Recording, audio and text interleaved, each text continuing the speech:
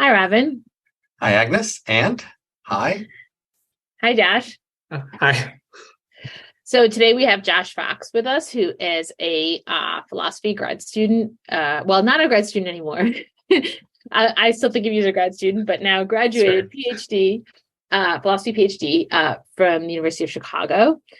And Josh wrote a fascinating dissertation on pessimism.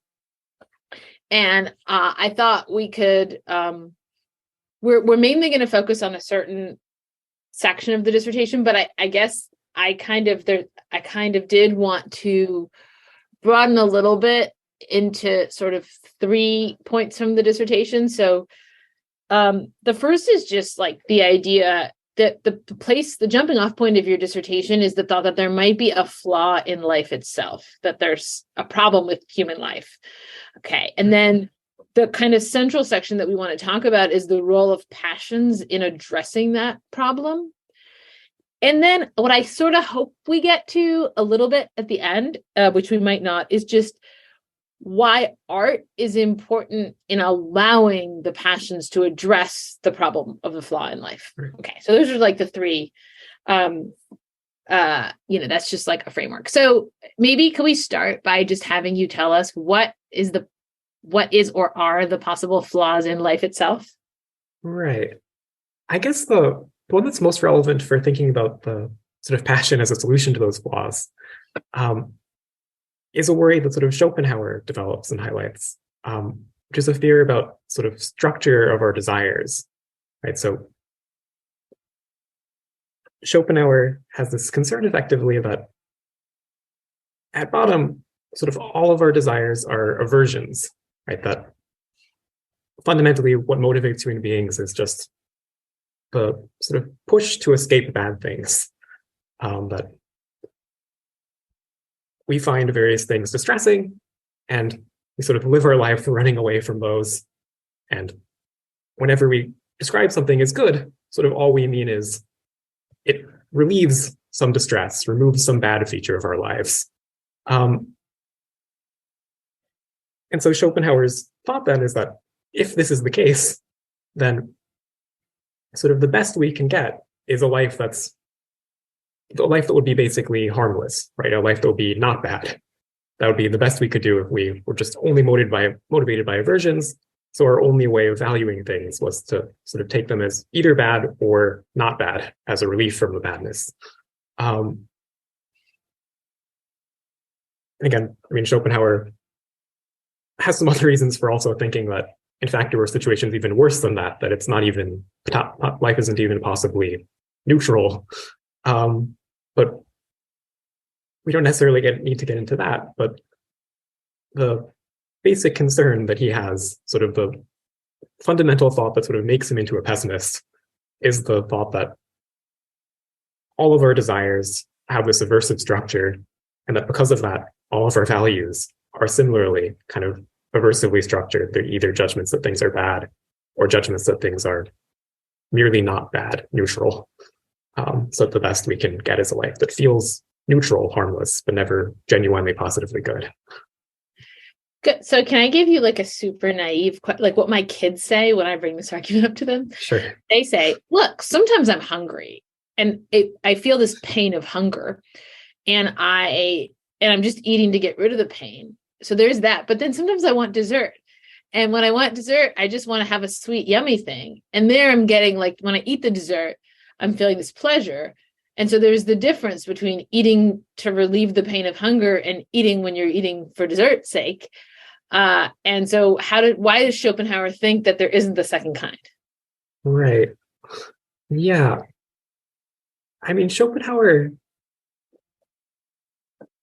thought has to be that he can ultimately sort of explain all of the cases of that second kind, as sort of various potentially complicated ways of trying to relieve distress, right? That either there is actually still some desire you have, this desire you feel to eat this specific thing, and you would be sort of bothered if you weren't able to get that thing.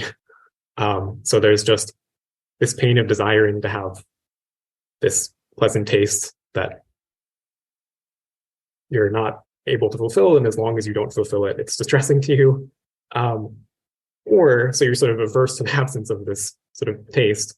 Or, right, although Schopenhauer doesn't generally talk about taste in these terms, right, he has the idea that some things we enjoy essentially because they distract us from other pains.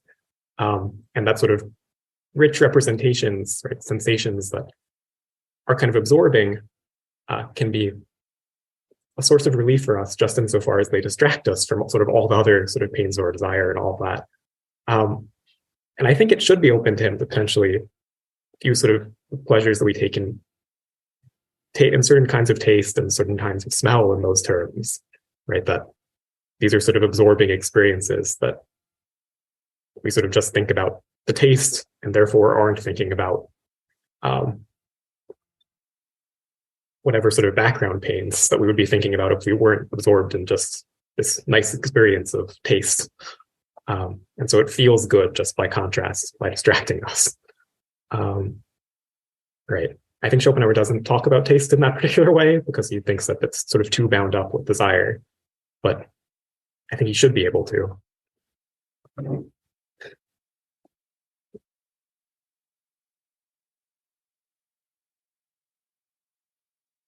Robin, did you want to ask me about that? If not, I have one more question about this before we move on to Patrick. I guess I'm just not sure why I care at a basic level. That is, Sure. It seems okay if our basic desires are aversion. That doesn't seem like such a terrible world. Or okay if our basic attraction or repulsion. I mean, like in physics, some charges repel and others attract. I don't see a great moral virtue of the attract side of the equation versus repel side in electromagnetic charges, for example. They're both part of the mix and they both seem useful. Good. Yeah. I guess the thought is that if your question is sort of what gets people moving, what gets them to do the various things that we need them to do, it doesn't really matter much, right? If the question is just, do we have a motive to do things? Attractions and aversions are just as good, right? Whether we're pushed or pulled, we're still moving. But the concern is that they lead to sort of different experiences of sort of of our life sort of as we move about doing these things, right? That in the one case, we're moved by a feeling of distress, right? We're distressed by something or we're concerned about becoming distressed by something. And we're running away from that. And so then when we get to whatever state we're running towards, sort of all we appreciate about it, all we sort of value it for is the fact that it removes this distress. So we're not really able to take any sort of active, sort of positive joy in it or actively value it or sort of appreciate it. All we sort of like about the state that we're aiming at, that we're being pushed toward by these motives, is that it's a state that's free of some bad thing. And the thought is that sort of if that's the best assessment you're ever making of sort of anything in your life, right? If you're basically breaking your life into states that seem bad to you and states that seem free of badness, then sort of the overall character of your life is just bad on the whole, because you have some neutral states and some bad states. You're adding them together. You're overall it seems like down on your life. We're assuming there's a connection between sort of the origin of the motive force, whether it's repulsion or attraction, and sort of the overall level of the emotion, whether it feels good or bad. I'm not sure those two things have to go together. So right. If you think about, say, somebody running a race, right? They want to win the race, and winning is a great positive thing. But usually, say for a car race, the main thing you're doing most of the way is trying not to make mistakes. The way to win a race is just to make the fewest mistakes along the way, and then you will win. So each of the things you're thinking about, you are being repelled away from. You're trying to avoid each of the mistakes, but then the thing you get from all that is the great win, and that seems pretty positive. Right. I guess the question is sort of, how is it that you're able to experience that win as so positive? Sort of what is the sort of psychological resource you're relying on to appreciate and enjoy this win?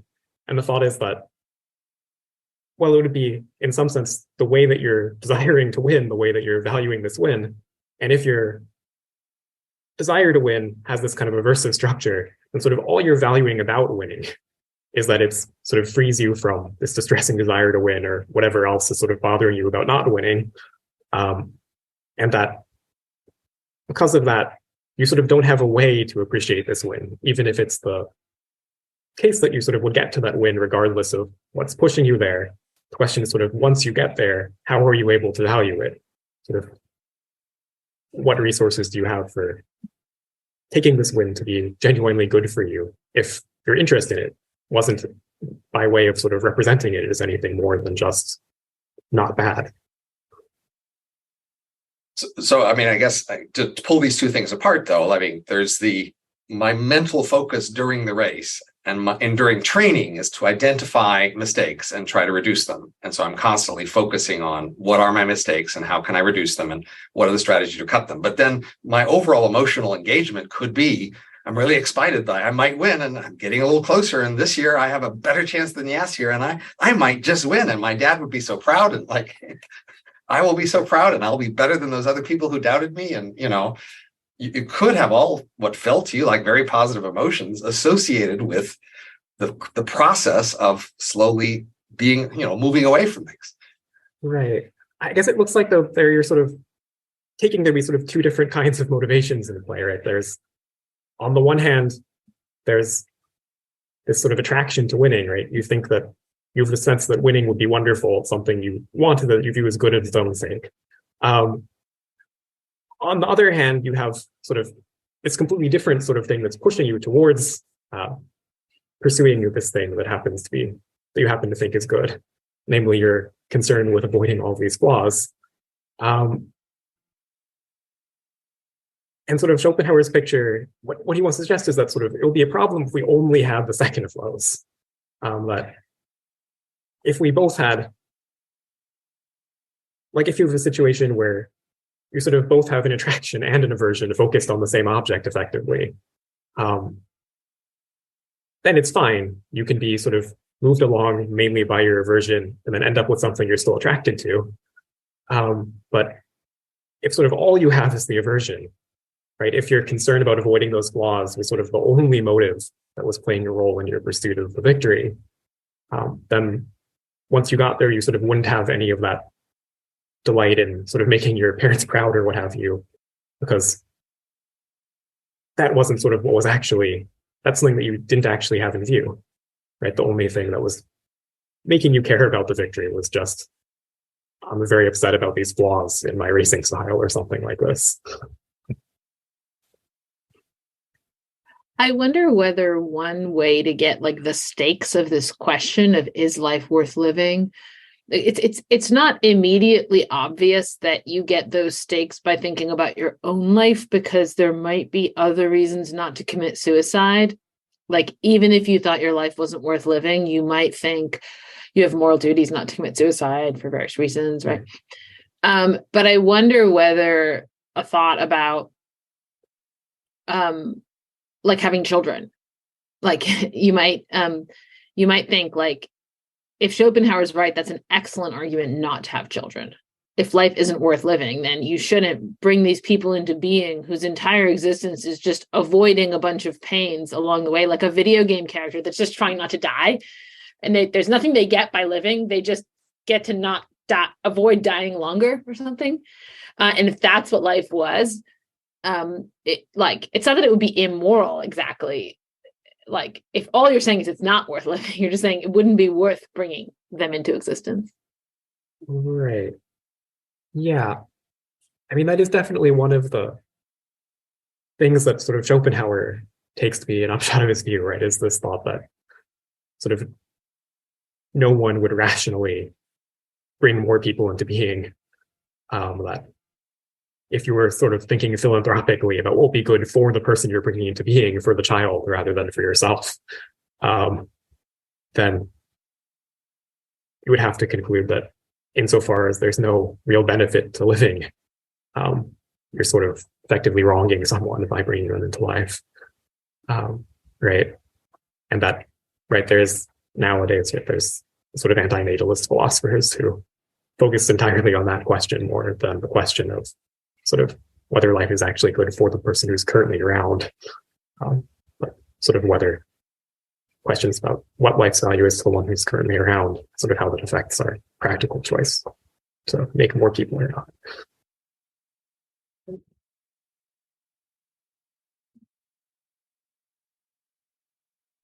Robin, do you want to ask anything more on this question? I want to get to passion.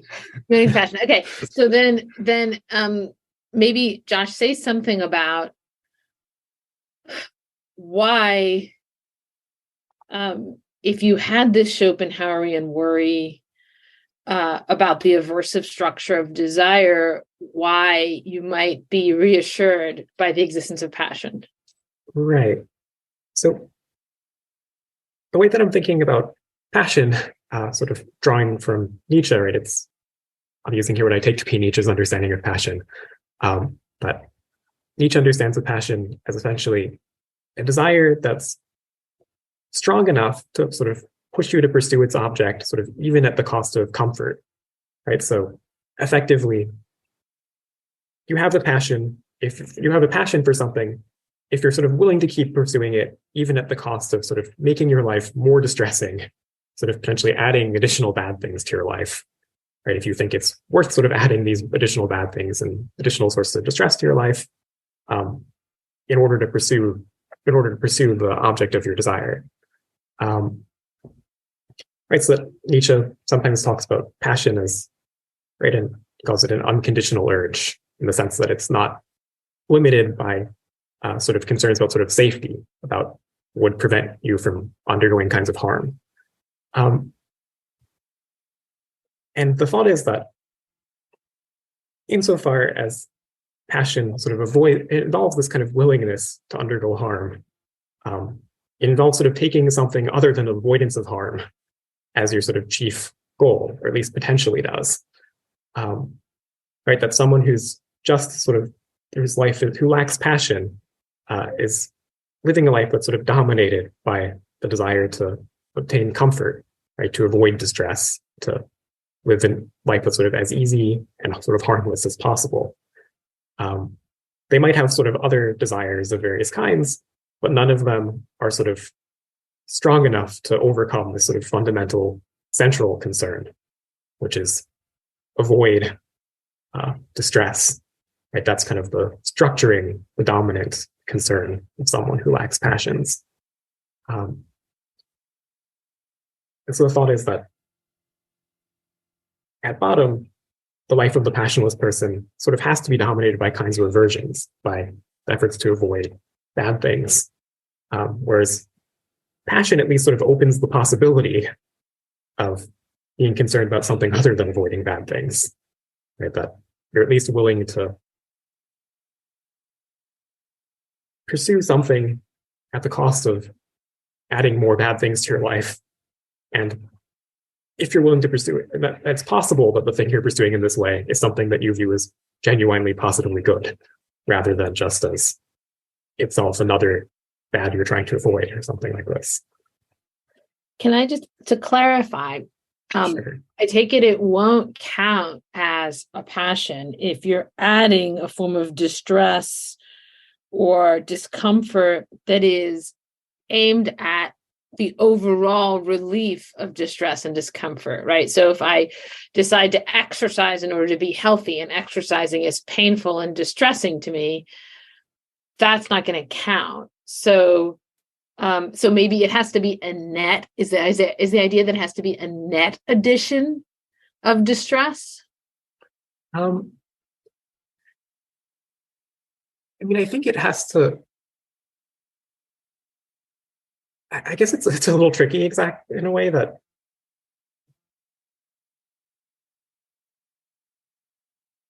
in some cases, sort of the way Nietzsche seems to present it, issue is sort of whether you're willing to sort of add certain kinds of distress in some ways, right? That his thought is just that there's a certain kind of distress that we sort of describe with sort of discomfort, that you have, there's sort of an ideal of kind of a comfortable life, And the passionate person is someone who is sort of willing to pursue some object that renders their life less comfortable on the whole, where that sort of can involve. So sort of there's a net assessment sort of with regard to sort of comfort, sort of this narrow set of sort of the kind of harms that you sort of ordinarily are sort of trying to avoid. But I guess where it's a little complicated is just that Nietzsche does think, right, that you could have a passion that essentially is just a really, really strong aversion, right? That there's something that I'm bothered by. I'm bothered. I think we can find concrete examples of those. So I think, they talk about fiction and the joy and the catharsis of fiction, of tragedy. Think of horror movies, like say the movie Alien, right? You really get the viewer into the passion of not wanting that machine to go into your belly and take you over. It's a very strong driving passion to avoid the monster. I think it counts as a passion in as literal and direct and strong a sense as you can, but it's clearly extremely aversive. Right. Yeah. So I think that's why sort of just having passions doesn't necessarily get you all the way to sort of not being dominated by aversion, right? It's only if those passions are sort of attractions, right? That if not, it's still possible to say that they're sort of no longer dominated by some tiny subset of aversions. But passions are not sufficient to produce attraction rather than aversion. They're also not necessary. That is, it's quite possible to imagine non-strong controlled emotions that are also attractive as opposed to aversive. So the fundamental question might be, if we're trying to establish attraction rather than aversion, and in principle, passions could be either way too, how do passions, argue for the existence of attraction any more than anything else? All we need is just a concrete example of attraction to make the case that it's not all aversion. We could pick that from a passion. We could pick it from anything else, though. All we need is one example, right? Right. I mean, Nietzsche's, I take the concern to be that even if you say sort of have this one kind of dim attraction, there's one thing you sort of have a mild positive assessment of, but sort of always are less concerned about than you are with avoiding discomfort. The thought is that you're still sort of leading a life that's very much dominated by aversion, right? That the sort of overall character of this life, that's sort of playing the biggest role in determining your experience of it and sort of how you assess it, are these diversive desires. And so passion, sort of an attractively structured passion, sort of gives you the hope of living a life where sort of the dominant motivations of your life, sort of the ones that sort of play the biggest role in coloring your experience of it, are going to be things that are attractive. On reflection of what I read and thinking about this, it seems to me there's another similarly strong consideration, which is why passions might be more reassuring about attraction, which is the idea that just passions are harder to lie about or harder to cover up, or that you can be more sure that they're there in some sense. So I think a lot of people, they know that early on in life they had things they cared about, and then with time they learn self-control and they learn to follow social pressure and to be the sort of person people wanted them to be. And then later on, they're not so sure what of this self they've constructed is something they really care about, as opposed to constructed it in order to get along and to conform. And so I think passions are a thing that people can feel better. Like that isn't just social conformity. That's real, because the very idea of a passion is something that's hard to control. So it highlights two levels of the thing and our controlling it. And so if you're afraid of over controlling, you want to look for the control element and set it aside and say, is there something else I can see here other than my self-control? And for the passion, you can say, yes, because I see that I'm barely controlling it. So I can see there's a difference between my control and the it. And so I can say, there's a thing I really want. I really believe that it's, a value I have. And then I can be, if it's a value that's attractive, then I can be more sure that I have an attractive value because I'm more sure that this is one of my values. Whereas values for things that we've acquired through education or culture, et cetera, we're just less sure that we value them. Right. I mean,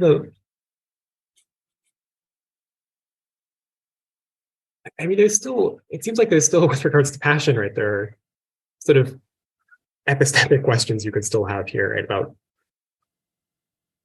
if sort of on this definition of passion, right, what makes something a passion is that it's strong enough to get you to sort of sacrifice comfort and sort of expose yourself to stress in various ways. You don't necessarily know whether you have something like that unless it sort of happens to be the case that you sort of actually encounter a situation where there is sort of a conflict between what your passion is pushing you towards and what would be the most comfortable or something like this. So I don't know if it's sort of necessarily the case that.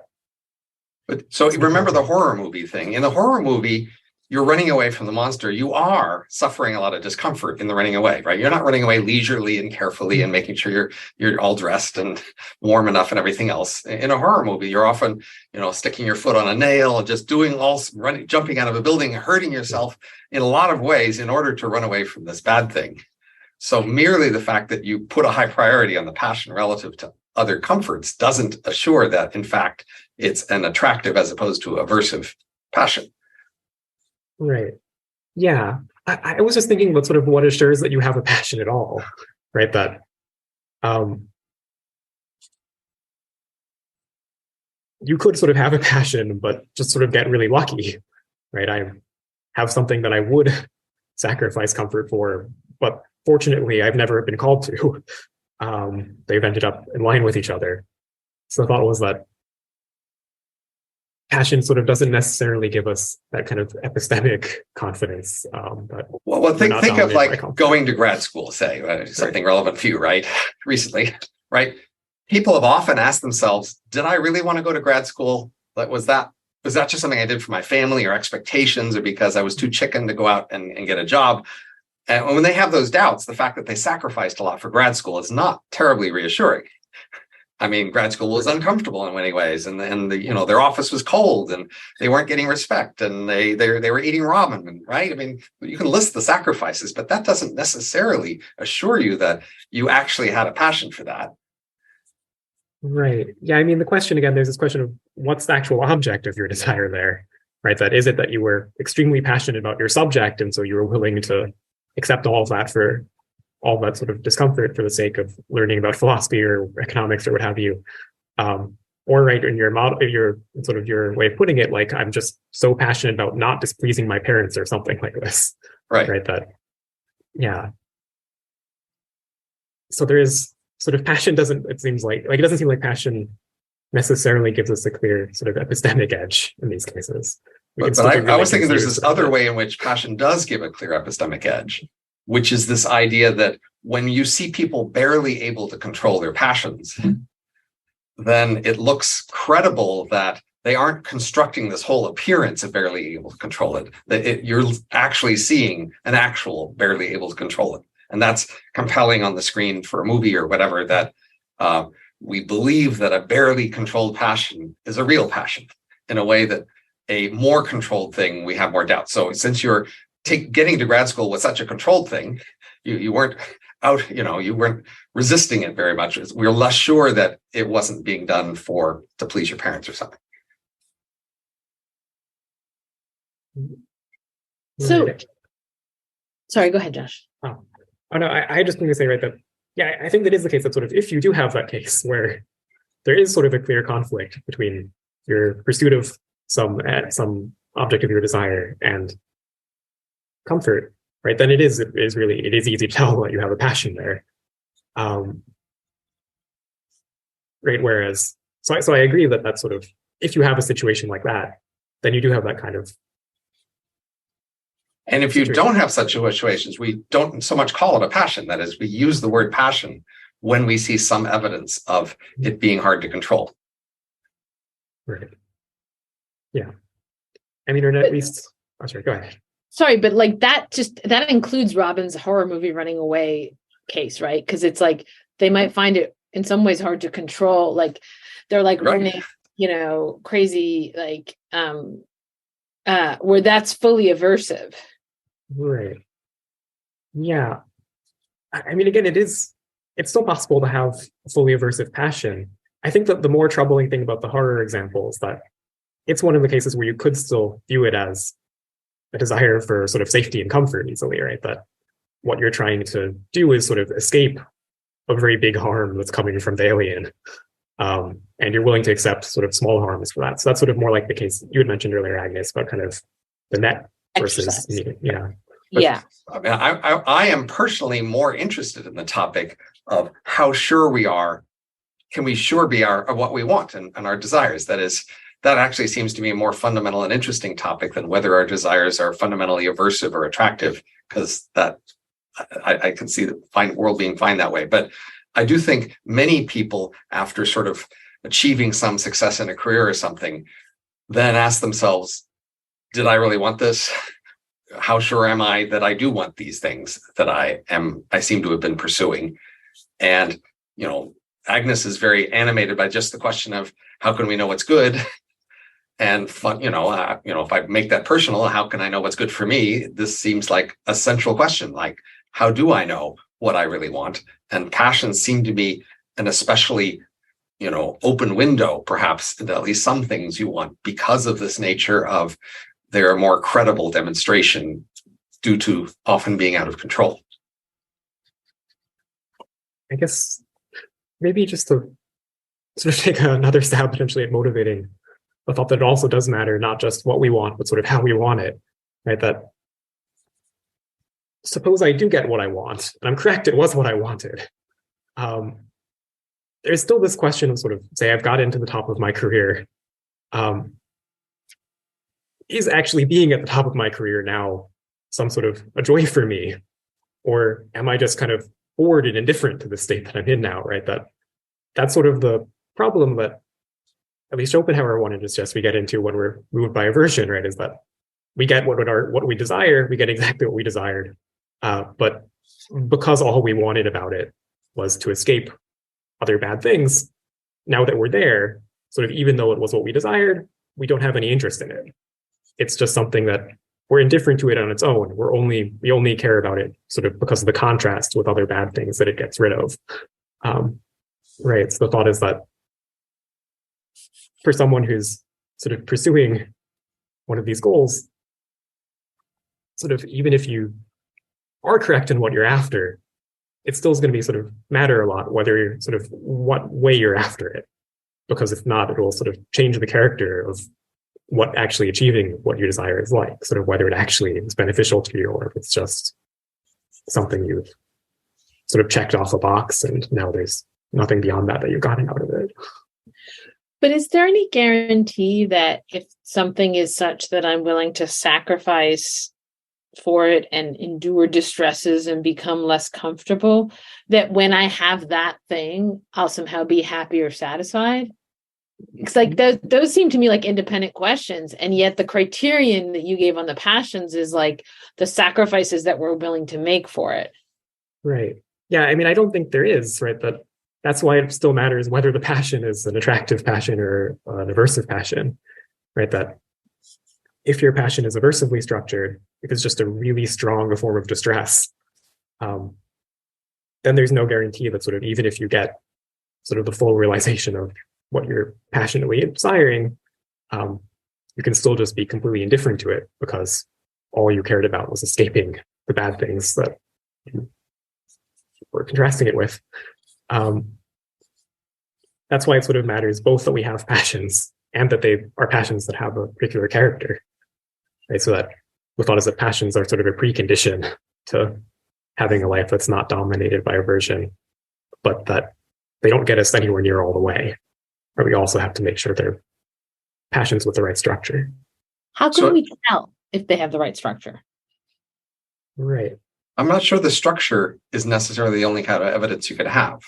That is, if you think of the standard advice, follow your passion, I think the intuition is if you're there at law school and you also like sometimes do art on the side, and if you find that when you're doing law, you're not actually very passionate about it, but you are driven in pursuing it. And when you do art, you're very passionate and it just really makes you alive, feel alive and full of energy and focus. Then the claim is, well, that second thing is an attraction. The first thing may not be. So you should take that as a clue how to live your life. That is, the idea is we can just see sometimes when there's an attraction, and we should be looking for when we can see an attraction. And we should take that as the life clue. So it's less about looking at the structure of the context of art or law and more just looking at how does it feel. Right. I mean, I think it's sort of, those are cases where you sort of are able to sort of actively gratify the passion, right? You're able to engage in the art activity. And so then you can see sort of what engaging in that is like for you, right? You can see, does engaging with art just sort of put me in a position where I'm no longer sort of bothered by my pressure to engage in, to produce art or something like this, but then I immediately become bored by it? Or rather, is it the case that I sort of remain in an active way, sort of engaged and continue to sort of enjoy existing in this art activity, sort of even though I've already in some sense sort of gratified this passion? Okay.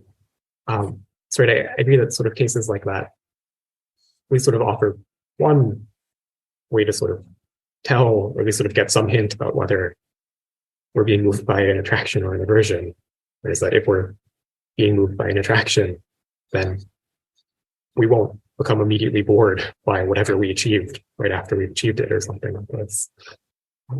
The practical question I would say is, like, I think it's probably as true that our human motives are a mix of aversion and attraction, but almost certainly there is some attractions out there to some degree.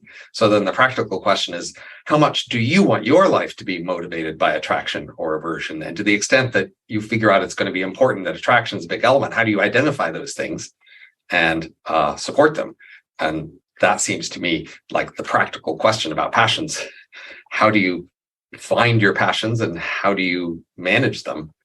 Or can they be misleading? For example, can you have a passion that was your passion at 15 to be a sports star, and then by the time you're 20, it's all gone? How can you figure out which of your passions will last? I mean, Josh, it seems to me like Nietzsche assumes that we are quite hostile to our passions. And so the idea of just like follow your passion, he would think of as hopelessly naive, because we have been acculturated in a world where we are supposed to hate our passions. Is that right? Right. Yeah. I mean, for Nietzsche, I guess the sort of practical question about the passions, or at least one of the practical questions, is sort of how can we maintain them in a state of attraction rather than aversion? And the thought is that passions are sort of just by their nature, they're a source of distress. Right? They're a source of discomfort, both just in the sort of narrow sense, as we talked about there. Sort of what makes something a passion is that that you're willing to sort of put yourself in various distressing situations for its sake. And just in the sense of sort of, generally speaking, it renders you kind of vulnerable in various ways, pushes you to engage in various risks and so on and so forth. And so insofar as the passions just often are sort of producing distress for us, Nietzsche thinks we have sort of a tendency to develop a sort of hostility towards them, right? And that's also sort of enhanced, Nietzsche thinks, by sort of various sort of cultural and religious teachings that are hostile to the passions in various ways. And right, so his worry is that because of that, we sort of become hostile to our passions, right? So then we sort of long to get away from our passions, to escape them. And because of that, we again start viewing sort of the objects of our passions, the things that gratify them, as things that are valuable just insofar as they sort of free us from distress, namely the distress of having a passion. Right. So what do we think, aside from Nietzsche? What do the three of us think? Are we hostile to our passions? Well, so one thing that struck me is Robin, just right before we started this, did a Twitter poll asking people whether they more tended to want to, regarding whatever are your strongest passions, are you more trying to restrain and control them or inflame and release them?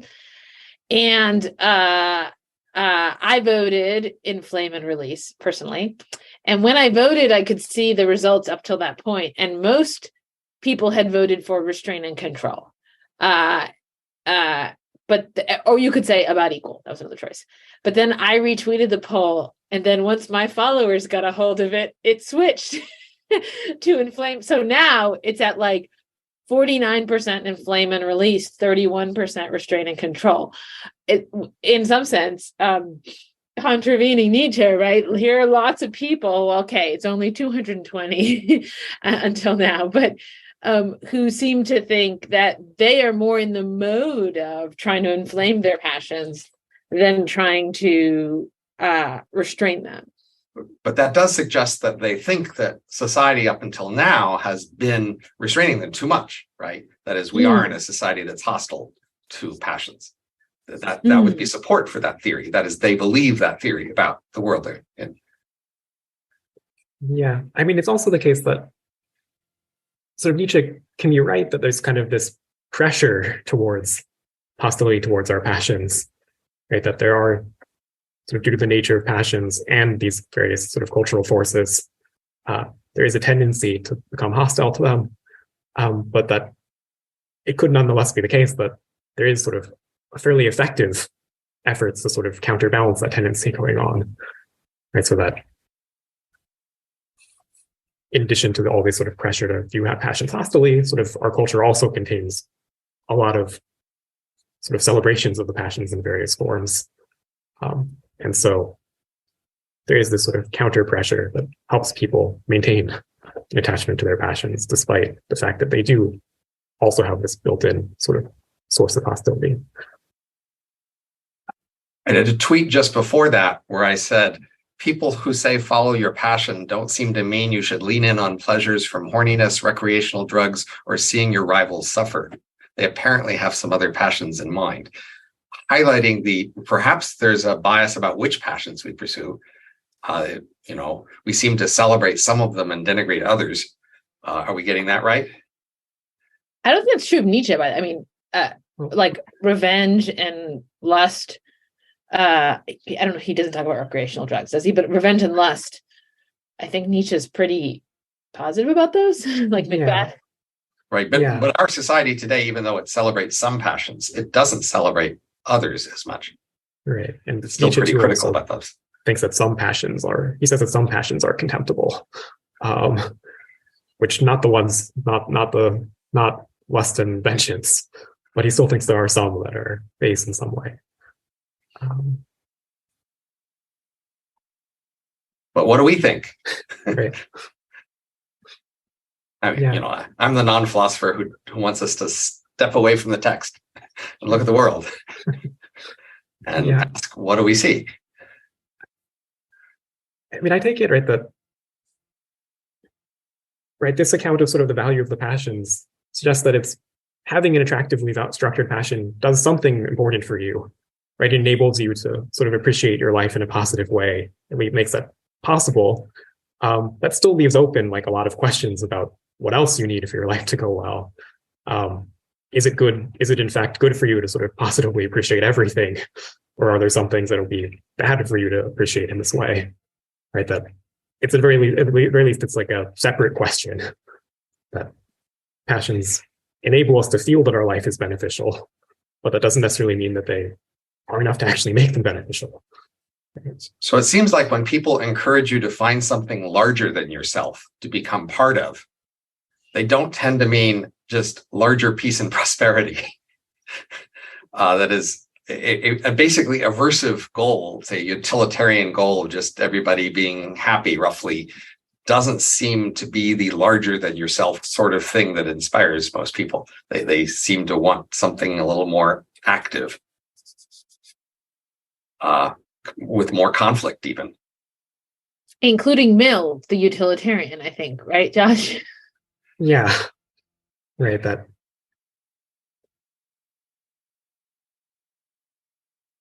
there are I mean, right, that in Nietzsche, sort of this all gets sort of the sort of comfort model that he's critiquing, or dominated by comfort. He sort of tends to associate that with utilitarianism, because he sort of imagines utilitarians having this kind of negative view of happiness, where happiness for them basically just means painlessness. But that probably is unfair to the utilitarians who, well, like Mill at least, don't view sort of painlessness as the key thing for happiness. They potentially reach much richer views for what happiness can be.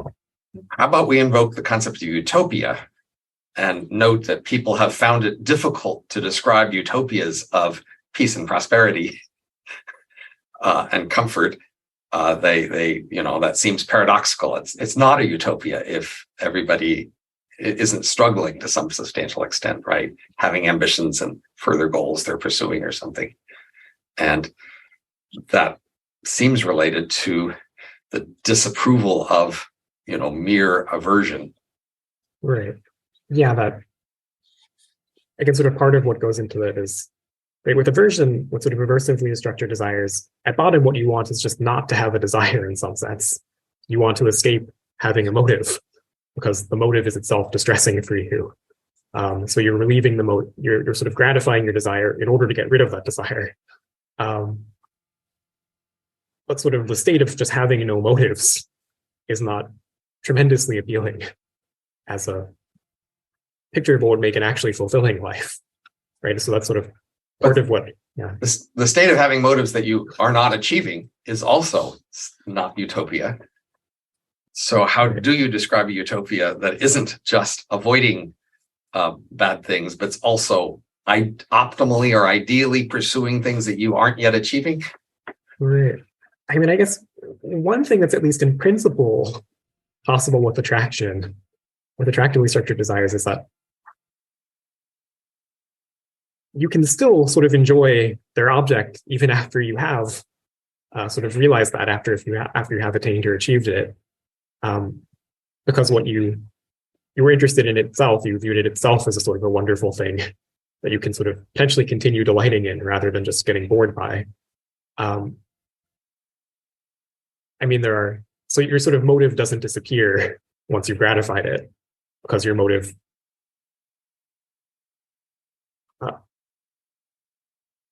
didn't depend on just escaping the pain that you eliminated by gratifying your desire, but what you wanted was to enjoy the thing that you still have and can continue enjoying in theory.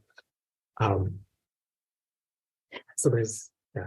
Right. I kind of want to go back to Robin's question about utopia. I think that's a good way to frame this, because though I am moved by the thought that we wouldn't want a world in which all our desires were aversively structured, I actually think it seems to me we also don't want a world in which none of our desires are aversively structured, and that's a little bit confusing. But William James has this paper, it was a lecture, What Makes a Life Significant?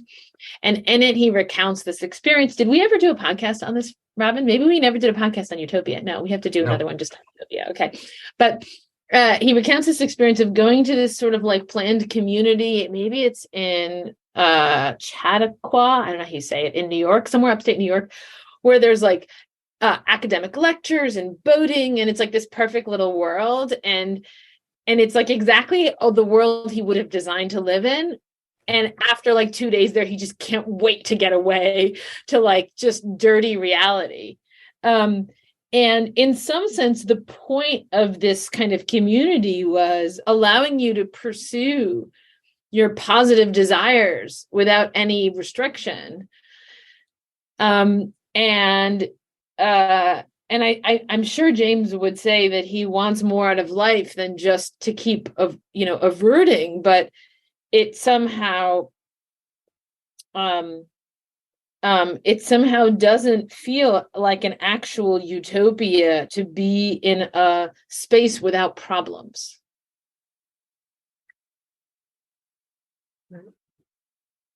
So the difficulty in even describing a coherent utopia is one of the things that makes me agree with Agnes that we don't know what we want very well, that it's that we are really confused about what we see as good. And that's one of the reasons then I could get passionate about passions, because again, it seems like, at least for some passions, you can be more sure that is something you want because you see yourself failing to control it and see other people failing to control it. And it convinces me that, well, there's a real force there, and it's not something we're making up or trying to tell a good story about. It's real. Right. I guess maybe like there's still, I guess for the utopia case, right, there's still this sort of worry then about your passion. You can tell through your passion that there's something you want really, really badly, something you want enough to sort of sacrifice various things for. But you could still, it seems like, potentially be wrong about what that is, right? You might have, like we talked about earlier, thought you were really passionate about philosophy, but really just been really passionate about not upsetting your parents or something. And you could say sort of similar issues could come up in the utopia case, right? Where you thought you were really passionate about, say, just enjoying the arts or something like this. But really what you were really passionate about was sort of your competition with others about sort of trying to be the best art critic or something. And so that removing that sort of tension and competition actually removed what you truly enjoyed about the whole thing. And you wouldn't necessarily be able to tell just by seeing that you have a passion that's for some reason pushing you to engage with the arts. So you might think we'd get data about this from people who are near the end of their lives, who had a whole experience of things they thought they wanted and then later on figured out whether they did want it or not. You'd think that would just be an important anchor for all of us to look at the things that people near the end of their lives or say are still their passions, that they have been, even through a lot of varied circumstances and perhaps loss of approving parents and money or whatever else, they still are really passionate about it. But it feels like most people don't actually think that that's going to be very reliable data. I'm not sure why, but people aren't very eager to go get that data. I feel not very eager to get that data. Yes. I feel like Aristotle says, well, young people are characteristically sort of rash and imprudent, and old people are characteristically cowardly and prudent. And it's just about the time of their life. And so if you talk to the old people, you'll just hear their cowardice speaking, which is their time of life, right? Maybe cowardice is our true passion, the one that lasts, the one that doesn't go away on examination. Maybe that's what we learn with our lives, is we really are cowards, and that's what we should be true to. But why not just think it changes?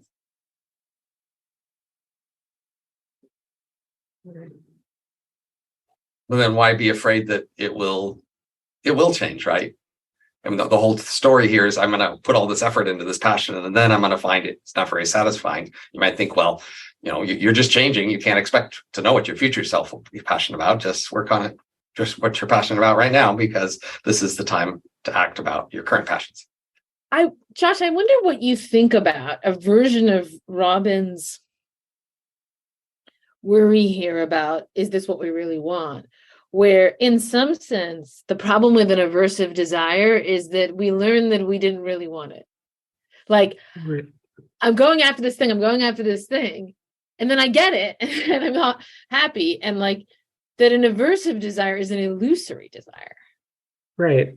I mean, I think there's a sense in which that's correct, right? But there's a sense in which we want to say that really sort of at bottom, what you want is the elimination of the distress or something like this. You don't really have any direct interest in the thing that eliminates the distress, right? That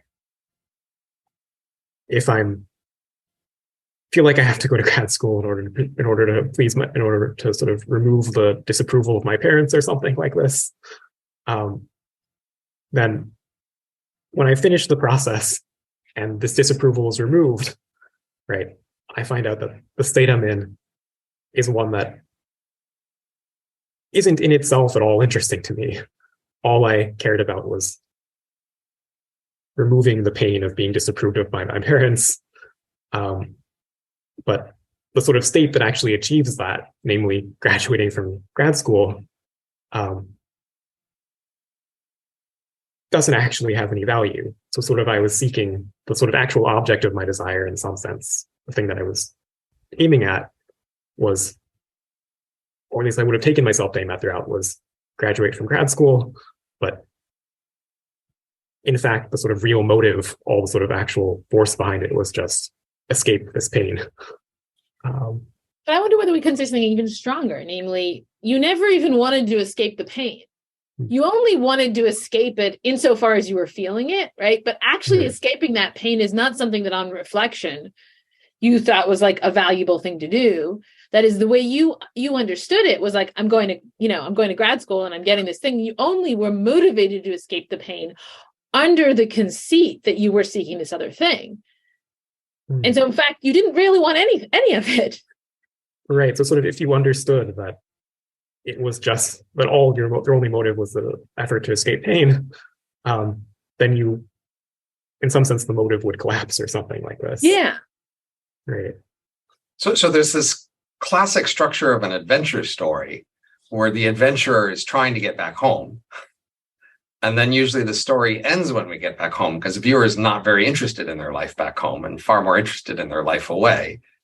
And then you show the same characters years later, and it's kind of pathetic or whatever. There's something, classically, paradoxical about the adventurer trying to get home when later on this will be the best years of his life, that he looks back on these wonderful adventure. Which is it? Do you want to get home, or do you want to be on the adventure? Right. Yeah. And I mean, that's one of the things that Schopenhauer cites as evidence for the aversive structure of desire, is the fact that literature has this kind of structure generally, where we can be really engaged by this depiction of the struggling hero, but then once the hero achieves their goal, we're sort of, if it keeps going, then we get bored, right? There's sort of nothing to hold us there anymore, because the sort of goal is just in and of itself of no interest. Why not a positive attraction to struggling? Yeah. I mean, that's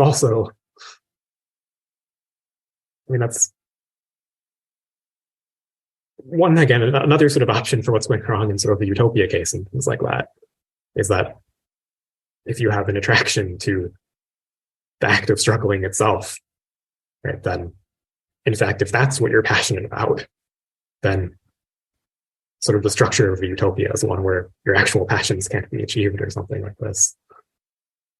Because you're not willing to admit that the passion is for the struggling itself. Right. Or in any case, I guess I was sort of assuming that the utopia was one in which there wasn't struggling, but you could imagine that if you admitted it to yourself, then maybe you could produce a struggle utopia or something. But I want to ask, we have a few minutes left. So I do want to go to aesthetics, because I think it's a really striking feature of your dissertation that you have, sort of by way of Nietzsche, this really robust defense of the aestheticization of life, of like living for art. And the sort of key of that, as I see it, is that we have this problem of valuing our passions. That is, we habitually and characteristically devalue and disvalue our passions because they create all these problems for us and introduce all these discomforts. And that art is what allows us to value them. And I guess I wonder why Nietzsche wasn't worried that this was like a lame way of rescuing passions, in the sense that it's like, if the way that I can experience ambition as good is by like watching Macbeth, without actually making any of those real sacrifices myself for ambition, without getting my hands dirty, right? You call it spiritualized passion, but isn't it kind of tamed passion, the kind of passion that art offers us? Dispassionate passion? I mean, I think Nietzsche's thought is that you experience your passions sort of through these works of art, and that changes the way you view them, right? You sort of are able to see them as an object of beauty, as something that's wonderful in whatever way the art celebrates them as being wonderful. But then after that, you sort of are able to, you continue to view your actual passion, your sort of ordinary during life passion of ambition, in this new way that you've acquired through encountering it represented in this artwork. So that then, sort of in order to sort of actually have a life that's kind of valuable to you because of the role of ambition in it, you then have to sort of actually be motivated by ambition throughout the rest of your life. But the thought is that the reason you're able to sort of, in order to sort of keep engaging in, sort of keep being motivated by ambition and continue valuing it, and therefore having it sort of be attractively rather than aversively structured, you're sort of going to need to sort of go back to art in some ways to sort of refresh your attachment to it, that art will help you value the passion in a way that lets you keep valuing it sort of during your sort of actual out of the aesthetic state of life. I mean, from your thesis, I remember the quote, something like Nietzsche was thinking that most people don't, in fact, have these substantially positive attractions, and most people are mainly aversive. For somebody who did have substantial attractions, these fiction could affirm it for them and help them see it. But most people don't have it, but most people do like these fictions. So that suggests that Agnes is right, that in fact, for most people, this is a substitute. And they do feel slightly the urge to having a passion and sacrificing, but the fiction will be a substitute for them, and they'll get the feeling out of the way through the movie. And after that, they can go back to averting. Right. And I mean, which that is is Aristotle's view, the cathartic view. Yeah. I mean, Nietzsche does think that that's the state that sort of most people are in, and that's sort of the result of bad art, right? That he thinks that, generally speaking, people aren't capable of passions. Again, he has this sort of very elitist view of that, right? So his view, most people don't have any passions, and therefore they can't really enjoy the sort of celebration of their passions through art, because they just don't have any passions that art can really excite. But that there is something sort of similar that art can do, which is it can kind of give you the feeling of having a passion. Well, I guess Nietzsche sort of, this is what pseudo art does on Nietzsche's view. And on his view, it sort of intoxicates you. It gives you this sort of experience of sort of the affect, the feeling as if you had a passion, even though you lack it. And just this sort of excess of sentiment is kind of valued as an anesthetic in a way, Nietzsche thinks, right? That you just sort of you enjoy being sort of distracted and sort of knocked over by these sort of sentiments that this kind of pseudo art produces. And it seems less plausible that there are these two kinds of art and pseudo art, than there's just two kinds of viewers who see the same art but have a different reaction. I mean, I think that it seems like it is fair to talk about sort of, there's some works of art that just sort of seem like they're just escapist in some way, right? That they don't really do any sort of interesting celebration of anything. They sort of just fill an escapist role. I think it's correct that there might be sort of different people who engage with the same work of art and have this effect on them, but it seems like there also might be sort of a legitimate distinction between art that's sort of potentially purely escapist and art that's at least potentially more than escapist. But like, take Macbeth, okay? Right. Clearly that's going to be good for Nietzsche. He's going to like get a check mark, right, of like good kind of art. But like most people that view Macbeth, I think if you did some kind of empirical study on whether it made them more ambitious or more inclined to value their ambitions or whatever, I'd be surprised if it showed any effect at all. And so but people like it. I mean, that is okay, maybe not in the past 100 years, but I mean, Shakespeare was popular art. The ordinary people went crazy for it. The people Nietzsche doesn't like. So I mean, is that the thought? Is that just like, well, even good art can have an escapist interpretation? Right. I mean, I think that's at least seems like the sort of best option for Nietzsche there, or at least potentially a good option for him, right? Is that one thing that this work is doing is celebrating the passions, celebrating the passion of ambition. And if you're someone who is prone to this passion, then seeing it depicted in this way and feeling your passion of ambition excited alongside it potentially change the way you view your passion of ambition. But nonetheless, there are also sort of lots of other things that this work is doing. Right? That's not the only thing that Macbeth does. And there's sort of room for other people to hook on to sort of other things that the work is doing, or again, to sort of have various, on Nietzsche's view, potentially also just bad interpretations of what Macbeth is doing. I'd be willing to bet that most, people who count as literary critics in our society, say high school teachers teaching Macbeth, end up presenting it as a critique of ambition, as a warning against ambition, not a celebration of ambition, in which case, Nietzsche has to have a very elitist view of who even counts as the reviewers here, if he's going to say, but it really promotes it. Right. Yeah. I think that, Nietzsche does kind of have this kind of revisionary interpretation of Macbeth, right? Where he does want to say that in this case, although we're inclined generally to think that this is a work where Shakespeare is condemning ambition and sort of pointing out sort of how horrible it is in some sense, and most people appreciate the play because they view it in these terms, in fact, sort of the right understanding of Macbeth would show that no, there's something being celebrated here. It's just that most people in Nietzsche's view sort of aren't in a position to appreciate the way it's being celebrated, because essentially the good parts of ambition that are brought out are ones that they're just not sensitive to at all, or something like this. But there's a real question of sort of whether this is correct as an account of Macbeth, right? That Nietzsche could be completely wrong about Macbeth, even if he's correct about sort of how a certain kind of artwork works. But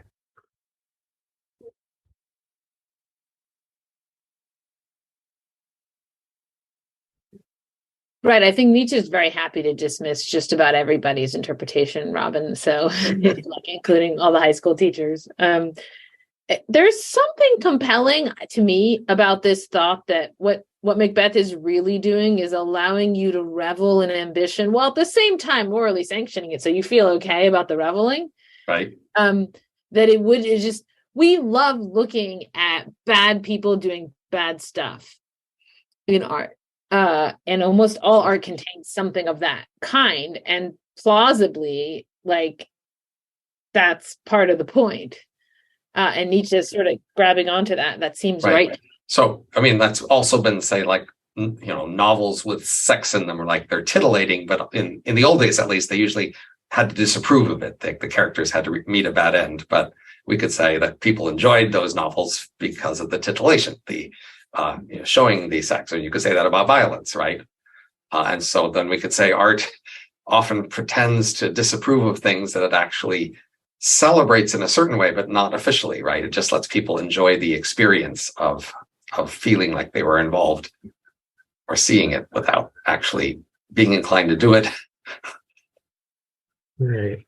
Yeah, Nietzsche's thought, I think, right, there are some works that show sort of the ruin of their characters, and that we sort of view still as very clearly being a celebration of the thing that causes that ruin. Like Romeo and Juliet is just generally viewed as a romantic play, right? It celebrates love, even though it shows how love leads to all this destruction.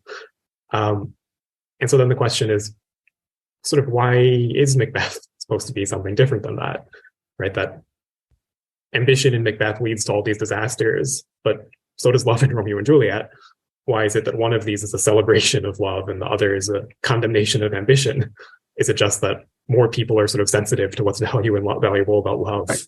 Or so that's an interesting way in which tragedy is robust to the changes in time and what people will approve or not, right? You have a story where people follow some value and it goes badly. And in the times when people value that thing, they can see it as showing the sacrifice and how valuable this thing is because people were willing to do it even though it led to a bad end. And in a time when people disapprove of that thing, then they can show this as a moral lesson. See, you shouldn't do this because it leads to a bad end. You're safe either way.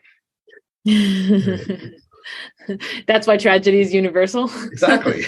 It's any culture can embrace a story where X leads to tragedy, whether they like X or not.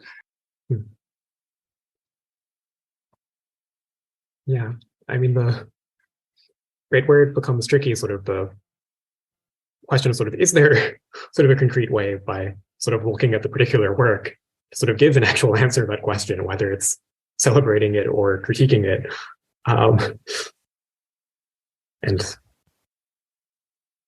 I guess it depends on the details of the text. They don't need to have had an answer. They could have just been, driven by the idea of depicting somebody in the thrall of a passion and just showing showing vividly what that feels like and looks like without approving or disapproving necessarily. Yeah. It still seems to me that the artist, like that, the artist is taking this almost shortcut, or I don't know what the right word is, but like insofar as we think of the work of art, and at some points when I was reading your dissertation, I was thinking about it this way, that the fundamental person to think about is the artist, like the artist producing it, and sort of the experience of the work art for the artist as being them being the best touchstone of what it's about, is like that cherishing and reveling and praising the passions in this mode does conveniently insulate you from a lot of their worst effects. So instead of going off and doing a bunch of, I'm Shakespeare, instead of doing a bunch of ambitious stuff that can let me get killed, I write a play about a guy who does those things. Then it sort of seems like the very thing that made the passions this candidate for the avoiding the aversive structure, namely you pay these costs for them, we've now gotten rid of those costs, right? And that is, we've rehabilitated or been made able to value the passions precisely by removing the costs that were supposed to be what ensured that they were non-aversive. So maybe the artist's main motion really is to avoid being thought of as a bad artist. The art is fundamentally aversive activity where they get to depict and embrace these attractive emotions, but they themselves aren't driven by them. Right. I mean, I think it's right that at least on Nietzsche's view, he wants to say that there is sort of a similarity between the work, sort of the affect that sort of motivates the author to produce the work, and the affect that it communicates in some way, right? That in some sense, what you get out of a work of art is sort of an image of what the sort of artist subject looks like through this particular affect that they feel towards it, or something like this. And so for Nietzsche, right, that's why he sort of wants to claim that sort of great art is sort of generally motivated by fairly positive affects, by things like gratitude towards the thing being depicted or so on, right?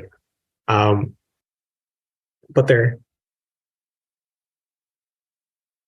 might be a concern there about sort of whether there's a possible gap, right? Whether there is an option where the artist isn't sort of viewing the artist doesn't actually sort of relate to their subject in a way that constitutes sort of a genuine appreciation for it or genuine attraction to it, but nonetheless they're just sort of technically skilled or something in a way that lets them communicate that to you. Right. I think we'll tend to credit the actor who plays Gandhi with some sort of altruistic attitude toward the world, whereas they are evoking that feeling in us, but the actor themselves may be very selfishly trying to be the best actor.